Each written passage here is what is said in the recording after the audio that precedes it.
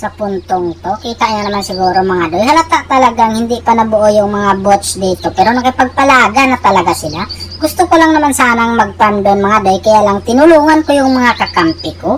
Kaya lang yung pagtulong ko dito mga doy, parang wala naman yung taon akong napala. Ni isa wala akong nakuha, pero ito na akin yan. Hala ka, wala talaga mga doy. Oh shit, what happening? Gusto mo? Unang labas ng pagong, kami kaagad yung unang nag-umpisa dito mga doy. Tapos dumating din yung mga kalaban, kaya lang magaling din talaga yung mage namin dito. Naglapag siya ng ultimate, kaya yung ninakor nila mga doy, humadlok, dumalagan. Tapos yung room nila, uy, anong ginagawa mo dito doy? Dumalagan na nga yung mga kakampi mo, tapos ikaw naging bayani? Kami na naman yung unang nakipagsapalaran dito sa pagong. Siyempre, nandito yung room ko. Tsaka sinuportahan ako ng mga kampi ko.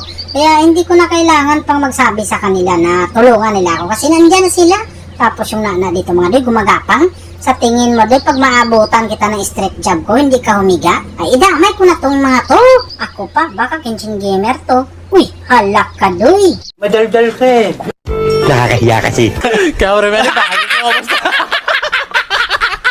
Sabi ng biksana namin dito, request backup. Kaya nagmamadali na rin talaga ako mga doy kasi matulungan nga ni ako. Siyempre, pag tumutulong ako mga doy, hindi ko lang yan tinitigan. Sinasapak ko talaga yan. O kita niya naman, di ba? May ebidensya. Yung nana, humiga. Kasi napuruan nga ni. Siyempre, tamang backyard ako. Pero ang hindi nila alam, babalikan ko yan kasi tutulungan ko nga ni mga kakampi ko. Sa puntong to, hinahunting ko na talaga yung Layla de Lima mga doy kasi wala pa talaga yan siyang deeds talaga. Sa totoo lang, kaya lang yung dirot mga doy, siya yung nakita ko. Tapos ang nangyari, umiga.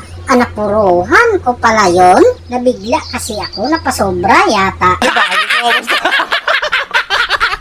Ang galing kasi talagang pumisto ng Layla de Lima. Halos hindi namin makikita sa minimap mga doy. Pero hindi na mapigilan yan.